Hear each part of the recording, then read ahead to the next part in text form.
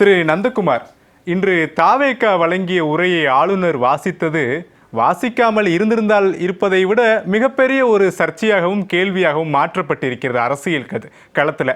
4 வருடங்களாக வாசிக்கப்படாத உரை ஏன் இப்போது வாசிக்கப்பட்டது? கடந்த ஆட்சி காலங்களில் செய்யப்பட்ட திட்டங்களை எல்லாம் தாவேகா தனக்குரியதாக மாற்றிக்கொள்கிறது என்ற பல குற்றச்சாட்டுகள் முன்வைக்கப்படுகிறது இந்த களத்தில். எப்படி பார்க்கிறீங்க நந்தகுமார், முதற்கட்ட பார்வை? தமிழக அரசினுடைய உரையை படிச்சிருக்கிறது தமிழக அரசாங்கத்தில் ஒரு நல்ல மாற்றம் தான். இது ஏமாற்றம் இல்லை. ஏன்னா இதுக்கு முந்தைய ஆட்சி கடைசியா நீங்க எப்ப ஆளுநர் உரை படிச்சாங்க ஞாபகம் இருக்கா யோகேஸ்வரன்? 23 நினைக்கிறேன். சரியா 2022 படிச்சாங்க. ஓகே. 2022 யோகேஸ்வரன், 2022. அதுக்கப்புறம் பாத்தீங்கன்னாக்கா அந்த அளவுக்கு ஒரு தமிழக அரசாங்கத்துக்கும் அந்த மாநிலத்தினுடைய எக்ஸிகியூட்டிவ் ஹெட் ஆஃப் த ஸ்டேட்டா இருக்கக்கூடிய கவர்னருக்கும் முட்டல் போக்கு மோதல் போக்கு இருந்துச்சுங்கிறத பாருங்க. இன்னைக்கு அதே ஆளுநர் ஆட்சி மாறினதுக்கு அப்புறம் இன்னைக்கு இருக்கக்கூடிய தாவேகா அரசாங்கத்துல எதிர்கட்சி தலைவரே சொல்றாரு ஃபுல் ஸ்டாப் கமா இல்லாம படிக்கிறாருன்னு. இதுதான ஒரு ஆட்சியாளருடைய ஆளுமை.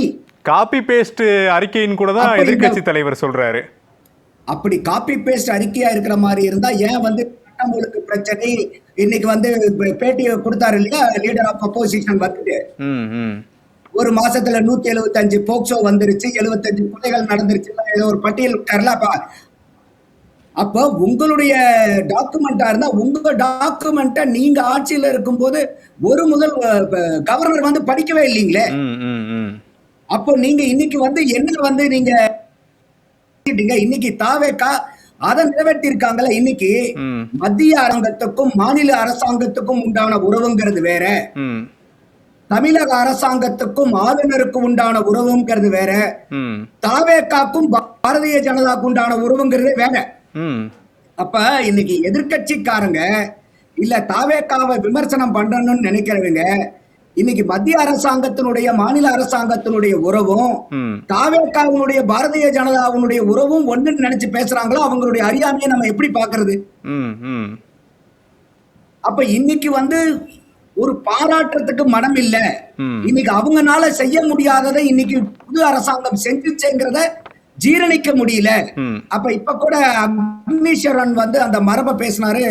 முன்னாடி எல்லா இடத்துலயுமே கூட மரபு பேசுறாங்க. என்னுடைய கேள்வி, தமிழக சட்டசபையில தமிழ்தாய் வாழ்த்து என்னையிலிருந்து பாடுது? சட்டசபையில முதல்ல இருந்து பாடிட்டு இருக்கீங்களா? ஜூலை 1991 இருந்து அதிமுக ஆட்சியில இருந்து தான் பாடப்படுது. அதுக்கு முன்னாடி அப்ப அந்த மரபு இருந்துச்சா தமிழக சட்டசபையில? இல்ல, இப்ப சமீப காலமா இருக்கக்கூடிய மரபை தாவேகா அரசு மாற்றுகிறது தான் அந்த கேள்வியை முன்வைக்கிறாங்க. சமீப காலமா அப்படியான மரபுகள் தான் பின்பற்றப்படுகிறது.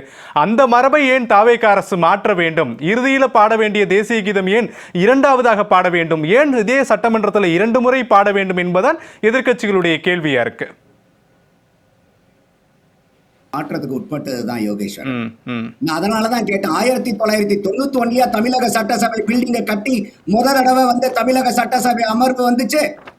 அதுக்கு முன்னாடி தமிழ்தாய் வாழ்த்து பாடிட்டு இருந்தீங்களா? அதிமுக அதை கொண்டு வந்தாங்க. ஏற்கனவே பாடப்படாத மரபை உடைச்சு பாடக்கூடிய மரபை கொண்டு வந்தாங்க. இப்போ நம்ம கேட்டு ஜனகணமன நம்மளுடைய தேசிய கீதம் என்ன சினிமால வரக்கூடிய டப்பாங்குத்து பாட்டா சட்டசபையில பாடக்கூடாதுன்னு சொல்றதுக்கு இது என்ன பங்களாதேஷனுடைய தேசிய பாடலா இல்ல பாகிஸ்தானுடைய தேசிய பாடலா? என்னங்க இந்தியாவுடைய தேசிய கீதத்தை இந்திய மாநிலத்தில் இருக்கக்கூடிய ஒரு சட்டசபையில பாடுறதுக்கு என்னங்க உங்களுக்கு கூச்சம்? என்ன உங்களுக்கு அந்த பாடல நேஷனல் ஆந்தம்னா என்னன்னு தெரியாதா? நீங்க அதை ஏன் சார் 2 தடவை பாடுறீங்க? நம்மளுடைய தமிழ்தாய் வாழ்த்தையும் 2 தடவை பாடுங்க, பாடுங்க, சந்தோஷப்படலாம். அதுக்காக நீங்க ஏன் ஜனகணமன ஒரு தடவை பாடுறீங்கன்னா என்ன ஜனகணமன சினிமால வரக்கூடிய டப்பாங்குத்து பாட்டா? தேவையில்லாம எதுக்கு அந்த பாட்டை பாடுறீங்கன்னு சொல்றதுக்கு இதெல்லாம் ஒரு அபத்தமான வாதமா இல்லையா இது? சரி திரு நந்தகுமார், இப்போ நந்தகுமார் இப்போ மரபு யோகேஸ்வரன் இன்னொரு மரபுங்கிறது நம்ம தமிழக மரபே என்ன? வேட்டி கட்டுறது நம்மளுடைய மரபு. இன்னைக்கு ஸ்டுடியோல இருக்கிற எத்தனை பேர் வேட்டி கட்டிட்டு வந்திருக்காங்கன்னு பாருங்க. அப்ப என்னங்க இது மரபுங்கிறத மாற்றத்துக்கு உள்ளாக்கக்கூடியதுதாங்க மரபு. சரி, புரியுது. இல்ல எதிர்க்கட்சி தலைவர் உதயநிதி ஸ்டாலின் கிடையாது. நான் ஒரே ஒரு குறுக்கீடு மட்டும் திரு நந்தகுமார், எதிர்க்கட்சி தலைவர் உதயநிதி ஸ்டாலின் இன்று சட்டமன்றத்தில் இது ஒரு காப்பி பேஸ்டான அறிக்கையை ஆளுநர் வாசிச்சிருக்கார். திமுக அரசாங்கத்தில் கொடுக்கப்பட்ட அதே அறிக்கைகள் இன்று காப்பி பேஸ்ட் செய்யப்பட்டிருக்கிறது அப்படின்னு ஒரு குற்றச்சாட்டை முன்வைத்திருந்தார். இது நம்ம சரிபார்க்கக்கூடிய பணிகளையும் ஜெயா பிளஸ் ஈடுபட்ட போது ஒரு 20 அம்சங்களை தாவேகா காப்பி பேஸ்ட் பண்ணியிருக்காங்க. அது வரி கூட மாறாம மாற்றப்பட்டிருக்கிறது அப்படின்றத நம்ம பார்க்க முடிந்தது. இது எப்படி புரிஞ்சுக்கலாம்? முந்தைய அரசுகளுடைய அந்த சாதனைகளை திரு அக்னீஸ்வரன் சொன்னது போல தாவேகாவும் தனக்குரியதாக மாற்றிக்கொள்கிறதோ அப்படின்ற ஒரு கேள்வி எழுதில்லையா? அந்த கேள்விக்கான விடை காப்பி பேஸ்ட்னா முதல்ல என்ன அர்த்தம் யோகேஸ்வரன்? ஏற்கனவே இருக்கக்கூடிய அறிக்கையிலிருந்து அப்படியே எடுத்துக்குவது, அப்படிதான் புரிதல். அப்படியே இருக்கிறதா? கரெக்டா, அப்படியே இருக்கிறது. எங்கயாவது இது வரைக்கும் திமுக ஆட்சி காலத்துல நாங்க சாதி வாரிய சொல்லியிருக்காங்களா? 46 ஆண்டு கால கோரிக்கைங்க இது தமிழகத்துல. இல்ல நான் ஒட்டுமொத்தமா குறிப்பிடல. இன்னைக்கு மொத்தம் 57 அம்சங்கள் ஆளுநர் உரை அப்படின்னா அதுல 20 அம்சங்கள் திமுக அரசினுடைய முந்தைய உரைகள்ல இருந்து எடுக்கப்பட்டிருக்கு அப்படின்ற குற்றச்சாட்டுகளை முன்வைக்கிறாங்க. அதுக்கு தான் எனக்கு கேள்வியை குறிப்பிட்டேன். அப்ப எப்படிங்க இது காப்பி பேஸ்ட் ஆகும்? அதனாலதான் ஆரம்பத்திலே நான் கேட்டேன் காப்பி பேஸ்ட்னா மீனிங் என்னன்னு கேட்டேன்.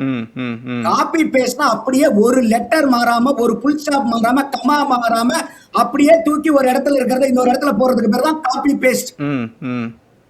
அப்ப நீங்க 59 ஐட்டத்துல 20 ஐட்டத்தை படிச்சீங்கன்னா மீதி 39 ஐட்டம் என்ன? அப்ப அதெல்லாம் காப்பி பேஸ்டா? அப்ப உங்களுடைய கேள்வியிலேயே அதுல பதில் இருக்கு யோகேஸ்வரன். சரி. அப்போ இன்னைக்கு எதிர்கட்சிக்காரங்களுக்கு தாவேகா காரணங்களுடைய வெற்றியை ஜீரணிக்க முடியல, தங்களுடைய தோல்வியை தாங்கிக்க முடியல, அதுக்காக ஏதாவது ஒண்ணு ஒரு சாதமே இல்லாத விமர்சனங்களை வச்சுக்கிட்டு இருக்காங்க. சரி. அப்போ இன்னைக்கு இத்தனை காலமாக இன்னைக்கு எத்தனை வந்திருக்கு, எவ்வளவு தூரம் ஊழல் நடந்துகிட்டு இருக்கு, எவ்வளவு தூரம் லஞ்ச லாவல்யங்கள் இருக்கு, எத்தனை இடத்துல லீக்கேஜஸ் இருக்கு. இந்த லீக்கேஜஸ் எல்லாம் இன்னைக்கு ஆளுநர் உரையில ரொம்ப முக்கியம். இது சரி, நம்ம பேசலாம். இதையே ஆதாரமா வச்சு அந்த ஊழல்ல ஈடுபட்டக்கூடிய அத்தனை பேருக்கு மேலேயும் நடவடிக்கை எடுக்கணும். அடுத்தது பாத்தீங்கன்னாக்கா இப்ப பல பேர் சொன்னாங்க. நான் வரேன் நந்தகுமார், நான் பிரேக் அப்புறம் வரேன். நான் உங்ககிட்டே வரேன், ஒரு பிரேக் அப்புறம் வரேன். சுருக்கமா, ரொம்ப சுருக்கமா. இல்ல இப்ப வாக்குறுதியில கொடுத்த எல்லாத்தையும் படிக்கிறதுனா 10 நாள் அவர் கவர்னர் அங்க உரையாற்றணும். இங்க அதுக்காக தான் அவர் ஒரு லைன்ல என்ன பண்றாருன்னா, அவங்க வெற்றி தமிழகம்னு சொல்லிட்டு ஒரு விஷன் டாக்குமெண்ட்டை கிரியேட் பண்ணிருக்காங்க. அதுல அத 10 ஹெட்டிங்ல பிரிச்சிருக்காங்க. அந்த 10 ஹெட்டிங்ல பிரிச்சதுல பாத்தீங்கன்னா அதை செயல்படுத்த போறாங்க அப்படிங்கறத தெளிவா சொல்றாரு. அதுல சரி, ஓகே. அந்த இடத்துல கூட நம்ம பேசலாம். நந்தகுமார், நீங்க சொன்ன மாதிரியே ஏற்கனவே நிதிநிலையை சரி பண்ணதுக்கு அப்புறம் வாக்குறுதிகள் பூராமே ஒண்ணுன்னா நிறைவேற்றப்பட்டு நீங்களே அந்த சொல்லிட்டு காமிச்சீங்க. சரி, ஒரு நந்தகுமார், அக்னீஸ்வரன் பேசியதை நீங்க கேட்டிருப்பீங்க. 2031 தமிழக மக்கள் மீண்டும் முதலமைச்சர் விஜய்க்கு ஒரு முறை வாய்ப்பு கொடுத்தால்தான் அறிவித்த ஏற்கனவே திட்டங்களை செயல்படுத்த முடியும் அப்படின்ற ஒரு வாதத்தை முன்வைக்கிறார். இன்றைய ஆளுநர் உரையில கூட நிதி நிலைமை சீரடைந்ததற்கு பிறகு திட்டங்கள் தொடங்கப்படும் அப்படின்ற ஒரு வார்த்தையை பயன்படுத்தியிருக்காங்க. மக்களுடைய எதிர்பார்ப்பு வேறு ஒரு கோணத்தில் இருக்கு. எப்போது முதலமைச்சர் ஜோசப் விஜய் அறிவித்த திட்டங்களை தொடங்க போகிறார் என்ற ஒரு கேள்வியும் இருக்கு. ஆனா சில தினங்களுக்கு முன்பு வெளியிடப்பட்ட வெள்ளை அறிக்கையில லட்சக்கணக்கில் நமக்கு கடன்கள் இருக்கிறது, அந்த கடன்களை முடிப்பதற்கு பல சிக்கல்கள் இருக்கிறது என்று அரசு தெளிவாக சொல்கிறது. எப்படி புரிஞ்சுக்கலாம் அக்னீஸ்வரனுடைய கருத்திலிருந்து? இல்ல அக்னீஸ்வரன் சொன்னதுல எனக்கு ஒரு உடன்பாடு உண்டு. என்ன காரணம்னா, விஜய் அவர்கள் அந்த வாக்குறுதி கொடுத்தது தேர்தலுக்கு ஒரு வாரத்துக்கு முன்னாடி தான் வந்துச்சு. அப்ப இந்த வாக்குறுதிகளை பார்த்துதான் வாக்களிச்சிருப்பாங்களா அப்படின்னா எனக்கும் அது சந்தேகம் தான். அந்த வாக்குறுதிகள் அவ்வளவு தாவேக்கா அள்ளி தெளிச்சிருக்க வேண்டிய அவசியமே கிடையாது. அதுல உடன்பாடு உண்டு. ஆனாலும் என்னைய பொறுத்த வரைக்கும் தனிப்பட்ட முறையில நான் இந்த மாதிரி மக்களுக்கு இலவசங்களை வாரி வாரி அள்ளி கொடுக்கறதுக்கு எதிரானவர். அதுக்கு பதிலா அந்த மக்களுக்கு உண்டான வாழ்வாதாரத்தை நீங்க அதிகப்படுத்துங்க. இலவசங்களை கொடுக்காம அந்த பொருட்களை எல்லாம் அவங்களே சம்பாரிச்சு அவங்களுமே சுயாதான முறையில தன்னுடைய உழைப்புல வாங்கக்கூடிய அளவுக்கு ஒவ்வொரு மனிதனுடைய வாழ்க்கையையும் வாழ்வாதாரத்தையும் பொருளாதாரத்தையும் மேம்படுத்துறது தான் ஒரு அரசாங்கத்தினுடைய கடமையா இருக்கணுமே ஒழிய நீங்க ஒவ்வொன்றும் கொடுக்கணுங்கிறதுல எனக்கு உடன்பாடு கிடையாது. அதோட வந்து இன்னைக்கு நம்ம போன தடவை அமர்வுல கூட நான் சொல்லியிருந்தேன் யோகேஸ்வரன் உங்ககிட்ட 10 லட்சம் கோடி கிடையாது. ஆனா இது வந்து ஈவிக்கு ஒரு 2 லட்சம் கோடிக்கு மேல கடன் இருக்குது, டிரான்ஸ்போர்ட்டுக்கு 50,000க்கு மேல கடன் இருக்குன்னு சொல்லியிருந்தேன். இப்ப நம்ம வெள்ளை அறிக்கை வந்ததுக்கு அப்புறம் தெளிவா சொல்லியிருக்காங்க 2,47,000 கோடி ஈபிக்கு கடன், 71,000 கோடி டிரான்ஸ்போர்டேஷன் கார்பரேஷனுக்கு கடன் இருக்குது. அப்ப ஒட்டு மொத்தமா 13,18,000 கோடி ரூபாய் கடன்ல இருக்கும்.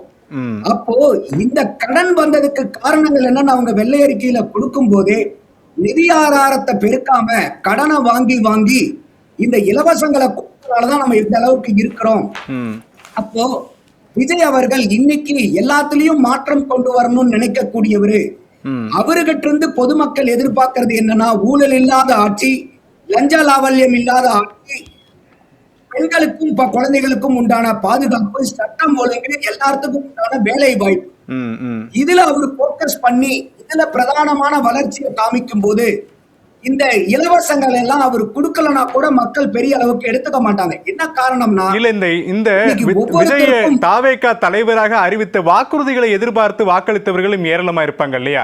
இப்ப 1.5 கோடி பேர் வாக்களித்திருக்கிறார்கள் தாவேகாவுக்கு என்றால் அதில் குறைந்தபட்சம் ஒரு 50 லட்சம் மக்களாவது இந்த வாக்குறுதியை பார்த்து வாக்களித்து இருப்பார்கள் என்றால் அவர்களுக்கு விஜய் என்ன பதில் சொல்ல போகிறார்? அதான் கேள்வியா இருக்கும். இல்ல அது கூட எனக்கு ஹையஸ்ட் நம்பரா தான் தெரியுது அந்த 50 லட்சங்கிறதே.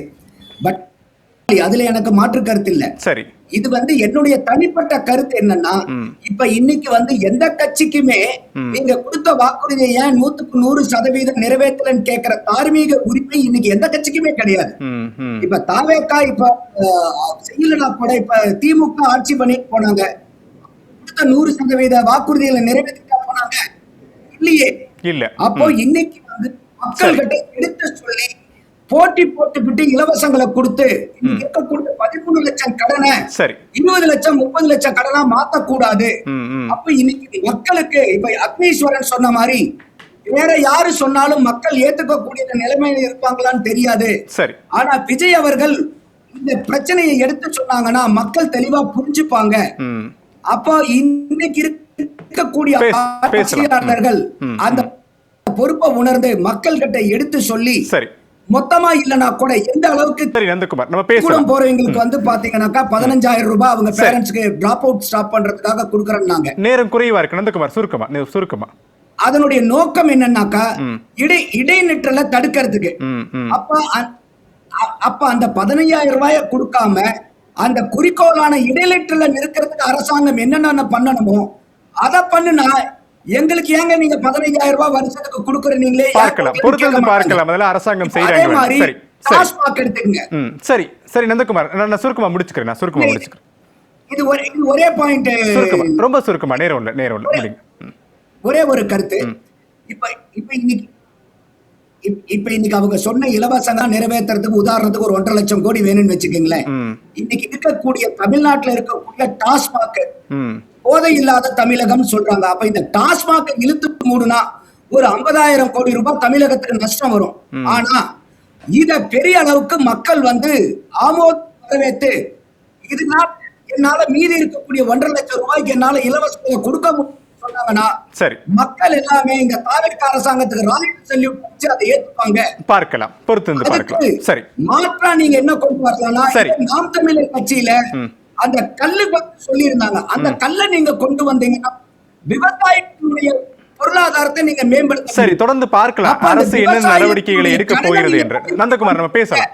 சரி, விவசாயிகளுடைய வருமானத்தை பேசலாம் நந்தகுமார், உங்களுடைய கவனத்தை செலுத்தலாம். பேசலாம்.